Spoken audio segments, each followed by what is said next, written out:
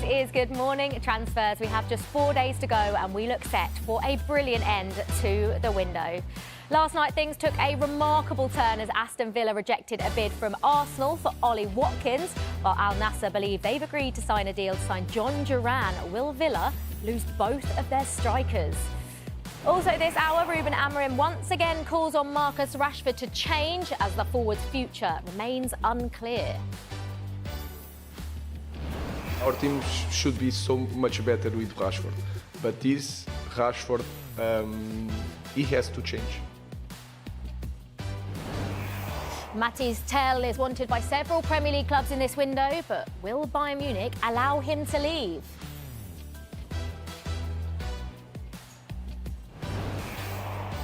West Ham step up their attempts to sign a striker, but have a bid rejected for PSV's Ricardo Pepi.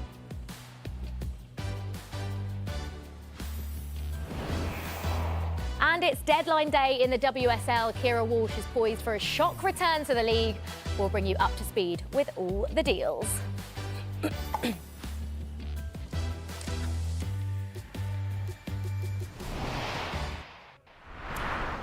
A very good morning to Flex and to James Savanja. Just the three of us today, guys. The three musketeers. We start with the incredible developments involving two of Aston Villa's strikers, Ollie Watkins and Jhon Duran. It's our understanding that Arsenal will make a second bid to sign Watkins after seeing their first offer rejected. Watkins scored and missed a penalty in last night's 4-2 Champions League win over Celtic. After the game, Unai Emery made it clear they don't want to sell him.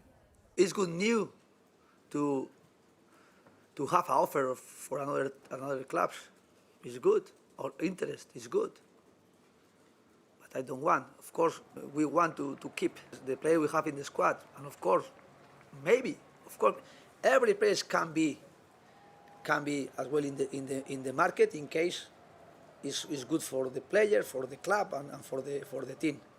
But to get this deal, of course, we are going to be very demanding as well. And Watkins is our striker.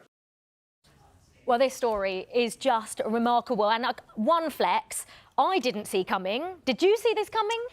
Not at this particular point of the window. I think in terms of as a player and the profile that Ollie Watkins is an experienced Premier League striker, he's a proven Premier League striker, and he would be brilliant for Arsenal. So in terms of, it's not a shock that Arsenal have put a bid in for a striker. We've been talking about it all window long.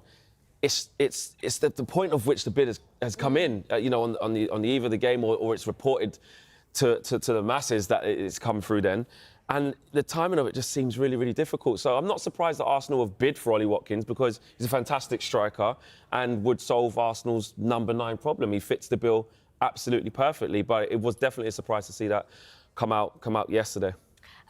James, like Flex is saying, timing is everything, and it does make you think why perhaps, if Arsenal have known this whole of January that they've needed a striker, like Flex says, Ollie Watkins is perhaps the perfect player, or at least one of the players that would fit in well in Arteta's side, but why now? Why not 2 weeks ago? Why not at the start of January? That's what's strange. We've been briefed throughout the window that Arsenal have been internally discussing potential targets from a striker perspective. But one thing to bear in mind, Gabriel Jesus suffered that ACL injury against Manchester United on the 12th of January.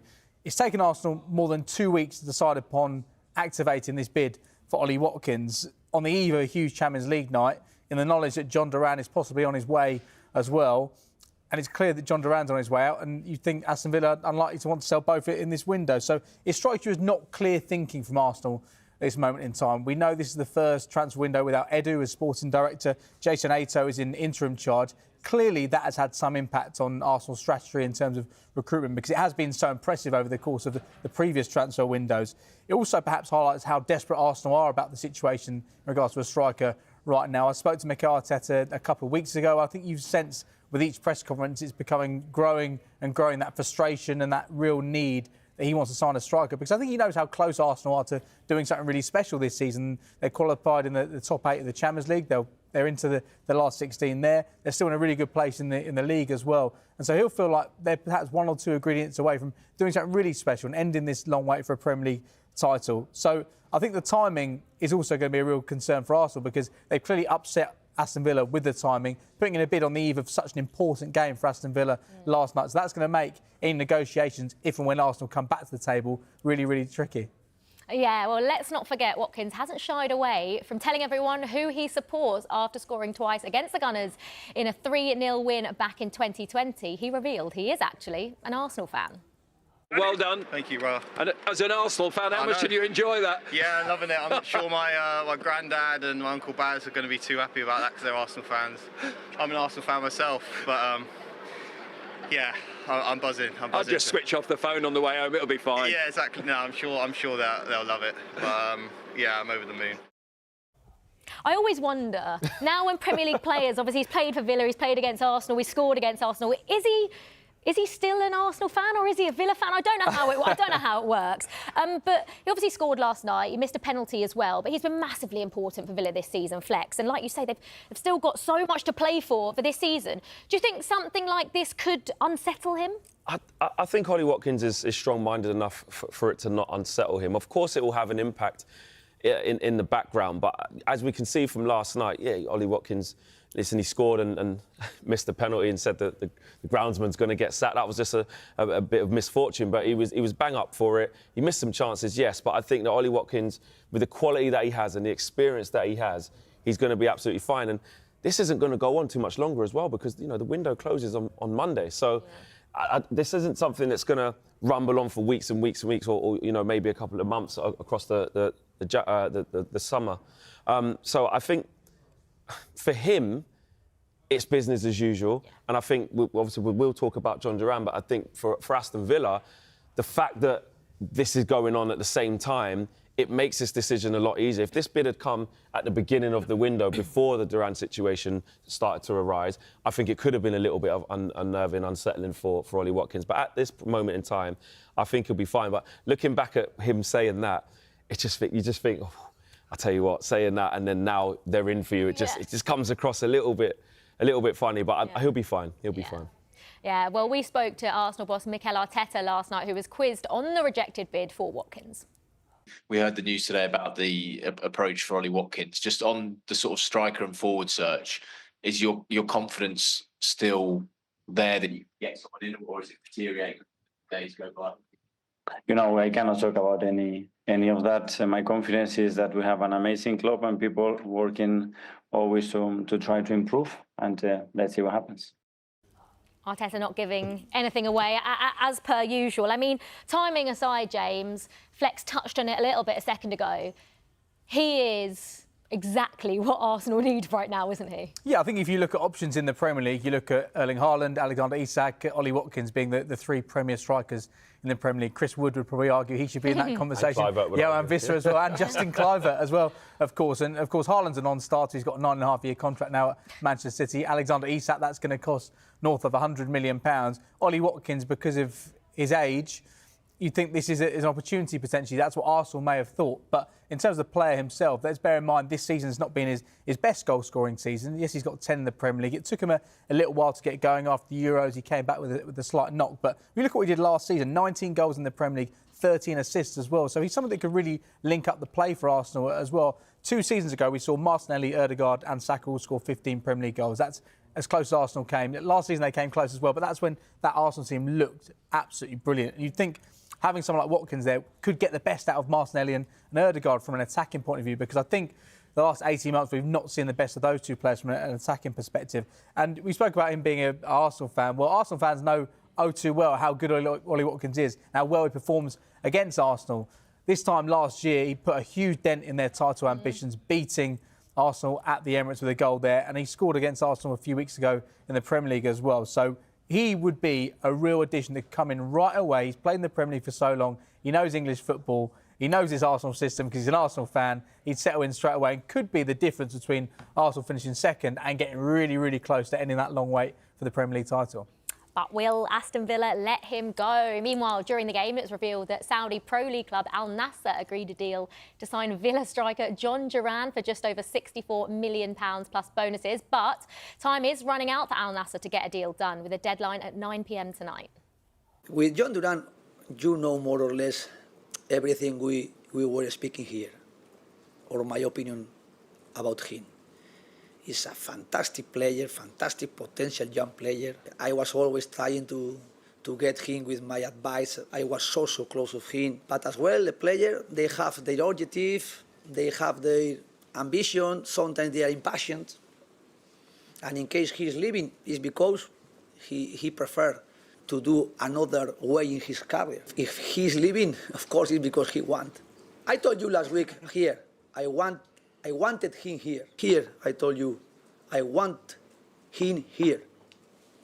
But what does he want? I mean, we'll get on to the thought of Aston Villa losing both strikers in this window, which I don't think is going to happen. But first of all, Flex, when you think about the position that Jhon Duran is in at Villa and the fact he's barely played, Villa have played an absolute blinder here, getting that much money for him. I think so. I mean, there's been so much made of Jhon Duran and, you know, him scoring amazing goals off the bench, being a super sub and all the attentions on him. And what that does is basically puts Jhon Duran on a big pedestal because he's young, he's 21 years of age, there's high potential there, but without a massive sample size of him being the main striker game in, game out, we don't really know what he'd be like in that position. So we heard reports of Aston Villa turning down £57 million reportedly from West Ham, and you're thinking, that is kind of good money, though, for somebody that they've brought in only 18 months ago. And to now seeing the best part of 77 million euros, 60 million pounds, you're going, this is a phenomenal amount of money for an unproven player. Because as much as the hype's what's been around Jhon Duran, which he's deserved, and there became a point where actually he earned a succession of starts away from Ollie Watkins. He's looking like he's going in the right trajectory and could be a fantastic player for the future. But my point stands of, we still don't know what he's like over a long period of time. So he's unproven, and now Aston Villa have brought him in from Chicago Fire 18 months ago for like £20 million. Now they're getting to sell him for basically 60. So from their point of view, in terms of PSR and, you know, managing the books, had to sell Douglas Luiz in the summer, they didn't really want to. This will do Aston Villa squad wonders. So I think if you're a Villa fan, of course, the moments that he's given them in a short space of time, you know, scoring that goal against Bayern Munich, it was unbelievable. He's coming off the bench, he's scoring well. You're thinking, this kid's unbelievable. But in the grand scheme of things, in my opinion, I still think Ollie Watkins is a better striker. He's more experienced, he's more proven. And to get this type of money for a player who hasn't done it yet for a consistent amount of time, I think is brilliant business. I mean, surely there's absolutely no way, Flex, that they let both Jhon Duran and Ollie Watkins go in this window. There's almost no chance they're going to do that with the situation. I mean, listen, it's interesting to hear Unai Emery speak about the Watkins situations in terms of that he's our striker, we want him here, but we would be demanding basically significant amounts. So if Arsenal up their bid to 80, 85, 90 million, I'm not saying they will, but let's just paint that example. If they did, that would represent a different type of problem.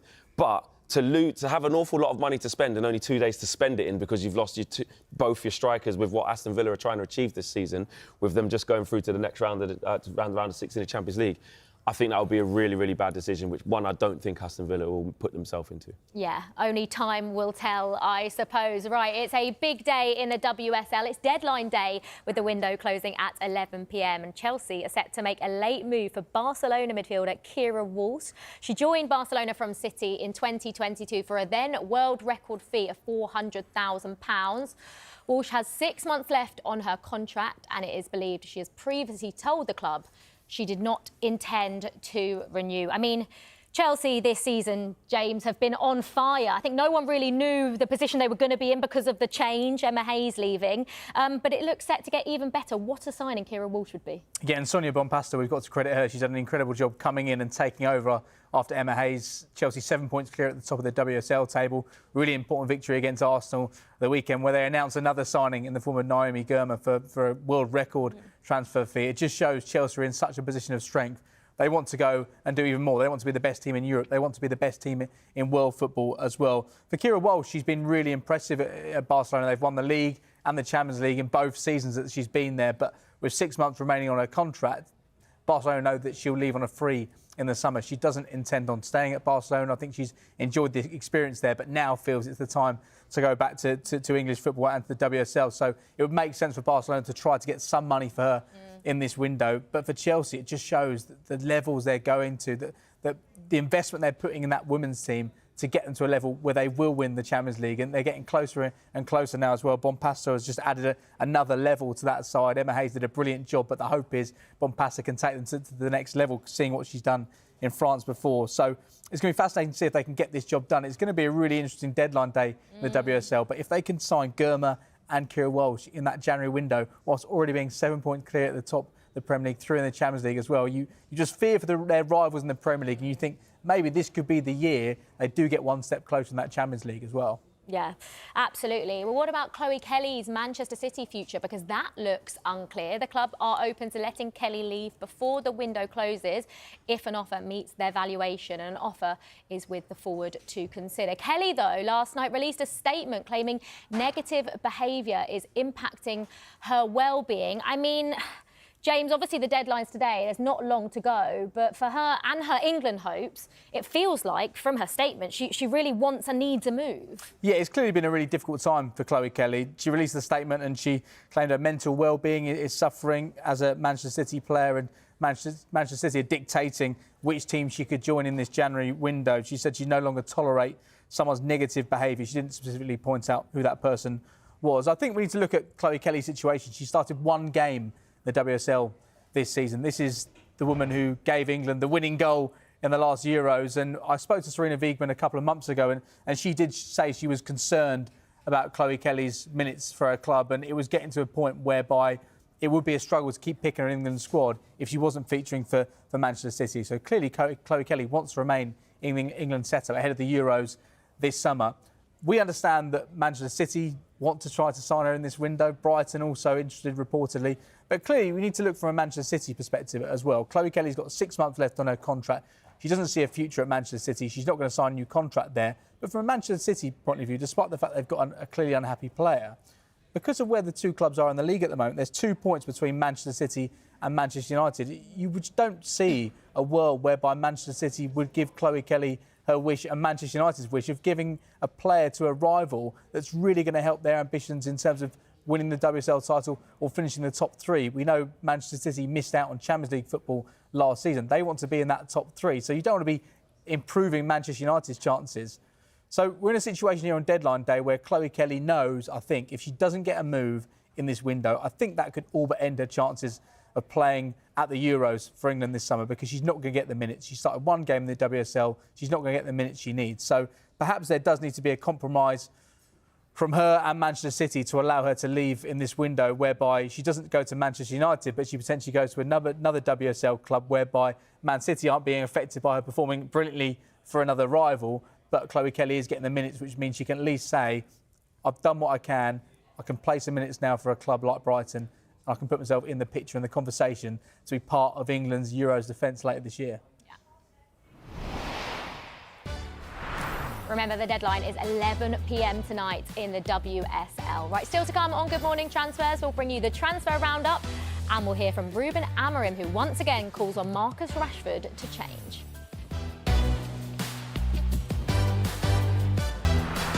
Welcome back. It's time now for our transfer update. Arsenal are expected to go back in with a second offer for Ollie Watkins after Aston Villa rejected their first bid. Saudi Pro League club Al Nassr believe they have agreed a deal to sign Villa striker Jhon Duran for just over £64 million plus bonuses. A number of clubs want to sign Mathys Tel after he indicated he wants to leave Bayern Munich, Chelsea, Tottenham and Manchester United among them, while Arsenal are also looking to add a forward. There has been a lull with Napoli and Chelsea's interest in Alejandro Garnacho. Ruben Amorim says Marcus Rashford has to change if he is to work his way back into the Manchester United team. Lecce's Patrick Dorgu is expected to fly into Manchester today ahead of sealing his move to United. West Ham are still pushing to do a deal for striker Evan Ferguson, with Brighton open to a permanent sale. Miguel Almiron has agreed personal terms ahead of a return to Atlanta United, with Newcastle set to receive £8 million up front and £3 million plus add-ons.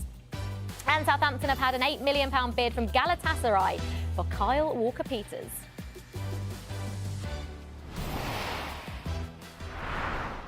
Right, we could be set for a thrilling end to the window at Manchester United. There could be at least 3 players leaving the club. One of those may be Marcus Rashford. United boss Ruben Amorim insisted last night there is nothing personal with Rashford, but the forward has to change if he's to be part of his first team plans. Our team should be so much better with Rashford. But this Rashford, he has to change. If he change, we are more than welcome to put a talent like Rashford. And we need it. So, but in this moment, I think it's really clear that we have to set some standards. That's all.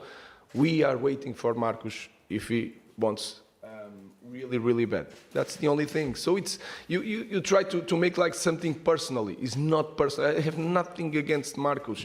I just have to make the same rules for everybody. And that for me, it's so simple. My sentence was that I will not put any player that don't give the maximums. I didn't say I will not put Marcus Rashford. So when I feel that is the right moment, I will put any player to play. But until the right moment, I will not change my mind, that's all. Yeah, he's paid by Manchester United to be a player of a certain standard and meet the standards of United. If he's not reaching those consistently over a sort of 5 or 6 week period, surely it's a disciplinary matter because he's not doing what he's paid for. No, it's training, he's not good enough, he's not playing, that's all. So let's just continue that discussion then now. We heard Ruben Amorim speak about Marcus Rashford on Sunday, saying that he'd rather play his 61-year-old goalkeeping coach than a player that wasn't putting in the level and up to the standard required of a Manchester United player. Slightly different stance yesterday. I think he tried to clarify those comments from Sunday. So bear in mind, we've heard from Amorim twice. What do you think that's done for the situation when it comes to Rashford's future? Well, in what he's just said in that press conference there, James, I don't think it's ambiguous as to what he's trying to imply with Marcus Rashford. He's saying quite clearly, Manchester United are a better team with Marcus Rashford playing in it. He's also telling us that it's up to Marcus Rashford. Can Marcus Rashford get into his mental state? Can he get into his physical state and produce? Can he train to a level that is conducive to him playing in the Ruben Amorim side? And that's it. I think Ruben Amorim has probably tripped up a little bit in terms of maybe offering up a little bit too much expression. And he joked yesterday and said, I said to Andrew, which is the press officer, I'm not going to give them anything about Rashford. But of course, the questions will keep coming. But once he's put it down yesterday, he's basically saying, this is up to Marcus Rashford. And that's why he's still in training. He's leaving the window open for the opportunity to Marcus Rashford to return at the given moment of which he deems it necessary that Marcus Rashford is doing the things he needs to do. And up to this point, he's separating himself from that to say, this is nothing personal. It's just my observation of Marcus Rashford in training. We're not seeing the right things from him. So it's a really, really difficult situation for club, for player and the manager. But I think after that, yes, there's been a few indiscrepancies here and there, but that couldn't be any more clearer. Marcus needs to raise his levels. We know he's not travelled with the first team for the game tonight in the Europa League. United needing a point to guarantee they qualify as one of those top 8 sides and get straight into the last 16 of the Europa League. Based on what he's saying there, Amorim, it seems that Rashford can be reintegrated into that squad if there's a change in attitude or he starts playing and acting at the level required of a Manchester United player under what Ruben Amorim defines that as. But do you think these are just empty words, or do you think he really means that? Do you think he really wants to ideally reintegrate a player like Marcus Rashford? As he said himself, the United team would be better with a fully fit, firing Marcus Rashford. We know what he did 2 seasons ago under Erik ten Hag, 30 goals in a single season. Yeah, and I think this is where the business side of running a football club versus the manager wanting that player. And if you look at Marcus Rashford on a personal, when he's been at the club for pretty much 9 years and probably wants to change, all these different situations sort of intertwine. So from Ruben Amorim's perspective, I always, in my own opinion, on his way into the football club, I'm thinking he's probably going to relish working with somebody like Marcus Rashford. The best version of Marcus Rashford is Manchester United's best attacker alongside Bruno Fernandes. That's a fact. But as he's come in and seen the evidence put in front of him and seen maybe some of the things Marcus Rashford has said in interviews and seen maybe the club's stance on it, he does have to weigh that up as well. So I think publicly, it probably doesn't help if he's too scathing on Rashford, if the club have decided it's probably best that Marcus Rashford moves on. If Marcus Rashford himself has decided, which we know, he's decided he wants a new challenge. So for the team, it's better that Marcus Rashford plays. But again, he probably does have to leave that door just ajar because, I mean, even for you, James, if this window slams shut on Monday night and Marcus Rashford is still here, what sort of problem does that pose not only for Ruben Amorim, but for Ineos and the club if they're looking to move Marcus Rashford on potentially in the summer? Because to be inactive from December through to August coming, That's a long time. Especially those wages as well, and what that will do to his value, it will only plummet even further. Meanwhile, there has been a lull with Napoli and Chelsea's interest in Alejandro Garnacho. It felt like a few days ago things were moving in the direction whereby Garnacho would be departing Manchester United, probably to Napoli, possibly to Chelsea. But with this low in interest, what do you make of this situation? How do you think United will privately be feeling about this situation? Because we know there's a need to sell from a PSR perspective, but also we know this is a player who started the last 2 matches for Manchester United. Ruben Amorim's spoken about him, saying, yes, he is a winger, and we're trying to form him into an inside forward, which will take some time, but he's taken that message on board. So what do you think the club will be feeling right now? Because we know historically they've not sold very well. Yeah. There was potentially £50 million on the table for Garnacho. So will they be pleased about the situation, having him available for the rest of the season? Or will there be a disappointment that maybe in this window where they felt they need to get a big sale, they may not be able to do that now? I think they'll be calm. I think they'll be calm about the situation because there isn't an absolute necessity of need to sell Garnacho right now. You know, Manchester United have avoided PSR violations, as have every other Premier League team in this round of the PSR. So there's no need to sell Garnacho right now. And Ruben Amorim seems fairly happy with him, and he's been talking in press conferences about his improvement, his adjusting to the different position, and the fact that he's working hard. Of course, he was omitted from the squad at the same time Marcus Rashford was for the Manchester derby, and you know, he did his time out. Clearly, he's showing Ruben Amorim what he needs to see in training and showing a good attitude, and he's working hard. So I think Ruben Amorim would be happy to have Alejandro Garnacho as part of this squad. He's proved that in the last few games by starting him and speaking glowingly about him trying to improve. And from a Manchester United standpoint, I think if something significant still came in the last couple of days, I don't think we can rule it out. I think from a Napoli perspective, the fact that Adeyemi didn't want to move from Dortmund, and when we had Kev Hatchard on and he said his preference was actually to stay in the Bundesliga, that looks like that will happen, which has had a knock-on effect to Napoli, and now they've potentially got some more money in the bank from that Kvaratskhelia deal to say, could we up it? So I wouldn't say that this is a sense of this definitely won't happen. I think there's always chances in the last days and hours of the window for things to happen. We've seen that already with Ollie Watkins and Duran, etc. So, but I think the fact that it's gone a little bit quieter would suggest that Manchester United, I think, are calm. They're happy to have the player. Garnacho doesn't seem to be agitating for a move. He's playing OK at the minute, and he's looking to improve. So I think, as a whole, they'll be quite calm. We know Casemiro and Malacia are 2 players that made a part in the final days this transfer window as well. But good news, Manchester United fans, there may be some incomings because Lecce's Patrick Dorgu is expected to fly into Manchester today ahead of sealing his move to Manchester United. It looks like Ruben Amorim close to getting that long-desired left wing back. We know Luke Shaw's back and fit again now as well. But do you think this is a player at the age of 20 that can hit the ground running straight away for United? Yeah, well, I'm certain that he will come into the first team straight away and potentially the first 11 in time, very quickly, I think, because it's been a real problem area for Ruben Amorim since he's come in. I think Diogo Dalot's a competent footballer. He can play at right back, he can play at left back, but the transformation into left wing back hasn't been a smooth sailing one for him. You talk about Luke Shaw returning back from injury. Even a couple of games that he did play for Ruben Amorim very early on, it was very clear from Ruben Amorim that after a long layoff and the different demands placed upon Luke Shaw's body, that going up and down as a left wing back right now, at this moment in time in his career, is not going to be a viable option. And Terrell Malacia coming back off a double knee op himself hasn't really fit the bill and has been out for a while and needs regular football as well. So this is a fantastic signing for Manchester United in terms of the price they've paid for him. You know, £25 million with, you know, some difficult add-ons to achieve. So, and if they pay those add-ons, it means Patrick Dorgu has been a fantastic player, so pay the extra £5 million. He's the first signing of the Ruben Amorim era, and it's interesting to see that they've gone straight at left wing back. That tells you what a necessity that position is. So I think, yeah, James, I think you go straight in. Yeah, Patrick Dorgu on his way to Manchester today. Mathys Tel is in demand. Several Premier League clubs are hoping to sign the Bayern forward. Could he end up at Tottenham?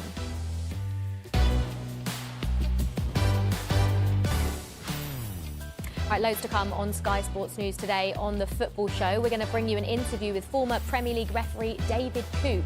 This is his first TV interview after opening up on his sexuality and his sacking by the PGMOL. We'll bring you that from 10 a.m. Right, let's take a look then at some of the stories making the back pages today. In the Daily Mail, saying that Ben Chilwell is set to stay at Chelsea unless a new club arrives with a late January window swoop that can revive the England's left-back career. I mean, James, this is a difficult situation, a long contract. Can you understand, or are you surprised that no one's really coming for Ben Chilwell in January? Well, it's an incredibly difficult situation for Ben Chilwell. We signed a new deal in April 2023. He's still contracted to be at the football club for another 2.5 years. But whilst Enzo Maresca's there is no way he's going to be playing at all. Enzo Maresca has been really clear. I think we appreciate that as journalists when he was clear. He provided clarity about why Chilwell won't play for him. He says he's a good lad. He says he'll go and win things for England. He'll go and win things for a top team. But because of the way he wants his wing-backs to play, he's an up-and-down winger, whereas he wants something slightly different from his full-back. So even if there is an injury crisis, then he's not going to feature, despite the fact Renato Vega's now gone to Juventus. That's another left-back option gone. A lot of fans would think, well, we've got Ben Chilwell there who's won the Champions League with us. Why can't he feature? But it's just the way Maresca sees the situation. He's only 28. He's got so much football ahead of him. So, yeah, I am really surprised there's not been any concrete offers that have come in for him in the Premier League, at least over the course of the last few weeks. There may have to be a compromise on both sides here because ultimately Ben Chilwell was on sizable wages. He signed that contract in the months that followed Chelsea winning the Champions League, and so he was rightly rewarded for that and for the start to his life at Chelsea. But you do think there will have to be a compromise because this can't go on for another 2.5 years. Chelsea are surely not going to pay him up 2.5 years of contract now, but then there may need to be some compromise from him so he can kickstart his footballing career because he's had 45 minutes against Barrow. That's all he's had so far this season. It's simply not acceptable for a player like Ben Chilwell not to play, but then Maresca's got his way of doing things and it's been pretty successful so far. I find it a really difficult and maybe a slightly weird situation. Like you mentioned, the 45 minutes in the League Cup against Barrow, he didn't even start. He came off the bench. He hasn't started a single game this season. And when you look at Chelsea's fullback options, you mentioned Renato Vega. So really, Chelsea's fullback options are Marc Cucurella at left back and Reece James and Malo Gusto at right back. Now, we know that Malo Gusto is brilliant and he's a brilliant backup for Reece James and he's actually had to play a lot because we know of Reece James's injury problems. But if Reece James gets injured again, which touch wood it doesn't, but with his record, you never know, that leaves Chelsea with Marc Cucurella and Malo Gusto. Yeah. How can Ben Chilwell not be someone that you can not rely on, because it's quite clear that Marc Cucurella, and rightly so, has been brilliant this season, but to not even have Ben Chilwell as an option just blows my mind. This is someone that we know has been so brilliant for Chelsea when he has played. He's had his injury issues as well, but when you think of a player like that that's training every day, that's quite clearly training well, and it's just, I don't know. It is the Enzo Maresca situation, though, isn't it? Because of how strict he is with his style of play and how open he is with the demands that he places upon his fullbacks, and says that he has fullbacks who can do different things, i.e. come inside and play with the ball, and where you're looking at Ben Chilwell as a more traditional left-back, he will get up and down, he will put crosses into the box, and it's not really something Enzo Maresca places upon the demands as his full-back, so it is a difficult situation. And like I say, I can't understand how there still hasn't been a resolution to this, and it looks like potentially he might have to stay as well. Yeah, well, in the Sun then, Tottenham have reportedly opened talks to sign Jhon Wissa from Brentford. I mean, that might give Tottenham fans something to smile about, Flex. Can you see that happening? Do you reckon that's a possibility? I mean, it's another difficult one as well. From the Brentford side, again, they will be extremely reluctant to let Jhon Wissa go in this window. There's already been a bid turned down from Nottingham Forest, so that shows, which was below their valuation, but of course also shows Brentford's intent in this window to keep their best players. But for Jhon Wissa, and for what Spurs need, an attractive player, of course, He's 28 years of age now. He's got 18 months left on his contract. He's got 11 goals this season, I believe. And, it's a problem area, isn't it, for Spurs? He can play on the right-hand side. He can play as a front man. He can lead the line. He engages defences. He's quick. His hold-up play is good. He ticks a lot of boxes and he can press. So if you're looking at an Ange Postecoglou-type player, I think he would fit the mould. But I think it's a really difficult deal to do. Now, again, a few days left of the window, already a bid turned down from Forest. Intent is clearly made from Brentford to keep this player. Yeah, you can understand why as well. Right, could Mathys Tel be on his way out of the Bundesliga? Coming up, we'll be live to Germany to speak to Florian Plettenberg.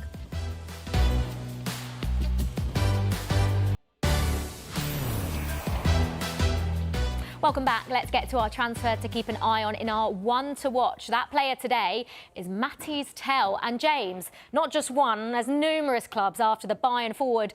And he looked like he was maybe waving goodbye to the Bayern crowd after their Champions League game last night. Yeah, big clubs as well. We know Chelsea have held an interest throughout this transfer window. Tottenham also thought to be one of the clubs exploring a potential move for him. Arsenal, we know they're looking for a forward. Sky in Germany actually reporting that Manchester United would be interested in signing him in this transfer window. Of course, there may need to be an outgoing for them to be able to afford to bring him in this window due to the PSR constraints they're dealing with.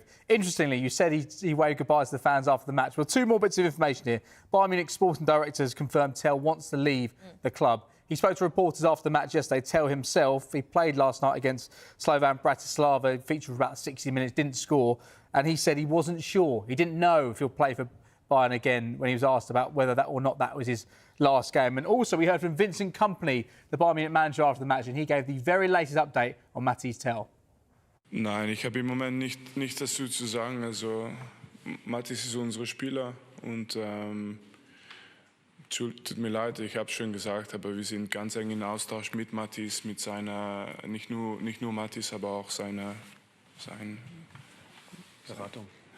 Beratung. Und was jetzt in den nächsten Stunden oder Tagen passiert, das kann vielleicht Max oder Christoph mehr dazu sagen, aber für mich war auch. So that was his manager, Vincent Kompany, talking, Flex. I mean, James mentioned it, Manchester United interested. Do you think he would fit into Ruben Amorim's system? He's adaptable, he's versatile, he can play as a centre-forward, he can play on the left, he can also play on the right, but he spent most of his time at Bayern Munich playing off the left and up front. The problem that Mathys Tel has had, of course, is you're behind the likes of Kingsley Coman, Gnabry, Sane, Olise. Not bad names, is it? And if you're looking to get in up front, obviously you've got Harry Kane there. So, listen, he's a very, very highly rated youngster, 19 years of age. He's come in from Rennes, and he's tipped for great things. So, in terms of Manchester United's team, as an inside 10, I could see him operating in that area, or as a centre forward, definitely, yeah. Does he start, though? Because he's saying he wants to leave Bayern Munich because, and there was links to Chelsea, but he was like, I'm not sure if I fancy that because there's a lot of competition in those areas. So if he's coming to Man United, is he going to play every week? Game time. That's the only Ruben Amorim can answer that question in terms of would he go for him up front? It would be as an inside 10. It's difficult to say he's 100% better than Garnacho in that area, but in terms of the talent, it's there. 100% in terms of the technique, in terms of the ability that he has, the ceiling that he can reach. We've seen promise from Mathys Tel. But Garnacho obviously has done more in the Premier League because he's been here. So look, for me, I just think it'll be a welcomed addition if he came into the squad because, like I said, he's versatile. And with Xerxes struggles up front, with Rasmus Højlund struggles up front, Tel would offer something different in the inside 10 positions and in the 9 position. Yeah, of course. And, of course, the future of Alejandro Garnacho is still unclear at this current time as well. Right, we're going to turn our attention to teams at the bottom of the Premier League now that are hoping to do some business. Southampton have received an £8 million bid from Galatasaray for Kyle Walker-Peters. I mean, Flexie's a regular in that Saints side. They need to stay up. They're trying to stay up, but he hasn't got long left on his contract, so that's the sort of a sticky situation that Southampton are in. Yeah, exactly. I mean, look, the chances of Southampton staying up, look bleak at the moment, but they're not mathematically down. So, of course, they want to retain their best players. Of course, Tyler Dibben is also one of those. But in terms of Kyle Walker-Peters, 189 appearances since he signed from Spurs on that 5-year deal. And for Southampton, you're looking at a last chance to get a fee for him. But if you're from the player side, and we've seen from reports, he's keen to stay into the summer and assess his options then, which, why wouldn't he? I mean, there'll probably be a host of teams after Kyle Walker-Peters on a free transfer as well. So I think he'll probably, in my opinion, probably stay put until the summer. Unless, you get Southampton sort of saying, we can get £8 million here. Do you want to leave? Can we get him out of the door? But even trying to force someone like Kyle Walker-Peters out of the football club, who's one of their most consistent performers, is a senior player in that group that's really, really been struggling. I don't think that'll be a good move. So I don't think this move will happen on a person. I think it's best he stays until the summer and assesses his options then. Yeah, so Saints fans are going to want Kyle Walker-Peters to stay until the summer. Another player they are definitely going to want to stay until the summer that's going to give them the best possible chance of staying up is Tyler Dibbling, who's been linked away. But James, he's been Southampton's bright spark this season, hasn't he? The only real bright spark for Southampton. He's been brilliant to watch, hasn't he? A real old-school winger. He looks like somebody who can do something really special in this game. We've seen some really bright sparks already in the Premier League this season from Tyler Dibbling. Now, we understand Tottenham are one of the clubs monitoring the situation around Dibbling. There's been interest across Europe as well. But it looks like a summer move is probably more likely at this stage. I think you need to bear in mind the situation Southampton are in. You said it's fairly bleak there. Well, the reality is 11 points adrift to safety, 15 matches left to play. So Southampton have got to make a decision if a big bid comes in for Dibbling. Do they think that he could be the man to try to perform a miracle for Southampton? Or do they think they're already down and they take the money that they can now and they look at rebuilding for next season in the Championship? Because I think it's hard to see Tyler Dibbling playing the Championship next season based on what he's done this season. It's been a really disappointing season for Southampton, but there have been a few bright sparks and he's certainly been the one. Yeah, he has. Wolves are in talks with Dynamo Kiev over midfielder Vladimir Brazko. They are also continuing talks over Kevin Danso at Lens, but face competition from Rennes for his signing. I mean, this is positive, I suppose, James, for Wolves. It was a positive start under Vitor Pereira. Hasn't quite gone to plan these last few games, but it does make it clear that they are looking to back their manager, and that's important. Yeah, 7 points from the first 3 matches, got them outside the relegation zone. They've now found themselves back in it. I think they were looking to sign one centre-back in this window. Danso was initially the first target. They went for Agbadou in the end, who we've seen start the last few matches. But I think they've looked at the situation in terms of their defence. I think they were much more resolute against Arsenal. But ultimately, they've conceded 52 goals in the Premier League this season. Only Southampton have conceded more. So many of those have been from set pieces as well. So I think if they can solidify at the back there, they'd like to do that in this window with Danso, or by maybe signing another centre-back. And I think they'll be pleased. I know they've stated that Cunha's not for sale, but things have quietened down there, and you'd think he is going to be the big difference between whether or not they stay in this division or not. Yeah, what about Leicester then? They've made just one signing, Woyo Koulibaly. I mean, Flex, they got a huge result away at Spurs, and that is something. But when you're looking at what the other teams around them are doing, surely they have to act, but now they haven't left themselves any time to do it. Exactly. Again, you're looking into the last few days of the window and teams start to get desperate, players start to realise their situations weren't as they thought, and you start to see domino effects kick into place. I'm sure Ruud van Nistelrooy would really love some reinforcements at Leicester. I mean, you look at Jamie Vardy, it's fantastic that he's still their top scorer. He's doing the best he can, but obviously at his age and with what Leicester's demands are now, he needs support. Patson Daka hasn't quite, been the correct support for him. So I think another forward wouldn't go amiss. Also another winger as well. Got a long-term injury to Fatara. And also as well, if you're thinking about it, what Leicester haven't done is given themselves enough resources in that area because of the injuries that they've had, and the quality doesn't seem to quite be there as well. So I think they can do with that. And also they've got the same back four as well. Wout Vaz is struggling a little bit in there. James Justin's has had his ups and downs as well. Connor Cody's not getting that much game time. So for me, I think another experienced centre-half as well would be really good for him. I mean, the total opposite to Leicester is Ipswich. They followed up their brilliant summer window. They've made some really good additions in areas which they needed. And really, when you look at Kieran McKenna's side, they've probably given themselves, out of all the teams, the best possible chance of staying up. Yeah, they brought in Jaden Philogene earlier on in this window. They brought in Julian Ciso on loan from Brighton. It looks like they're going to try and do even more business as well in the final days of this transfer window. Kieran McKenna's a brilliant manager. They've suffered some tough defeats over the course of the last few weeks, but they've still got a fighting chance of staying in the league. And with a little bit more business, they'll feel that they can do everything they can to ensure they don't just stay in the Premier League for 1 year. They can have a long stay here. Yeah, absolutely. We'll keep you up to date with everything that's going on. Right, Good Morning Transfers is back at the same time tomorrow morning at 9 a.m. You can join us at midday for Transfer Talk. We're live to Nottingham Forest and Leicester. And you won't want to miss this. The transfer shows are coming live from Battersea Power Station. Join Kaveh Solakul, Damesh Chef at 5 and again at 7 p.m. Thank you very much to Flex, to James and to you at home. Coming up is The Football Show. We'll bring you an extended interview with former Premier League referee David Coote.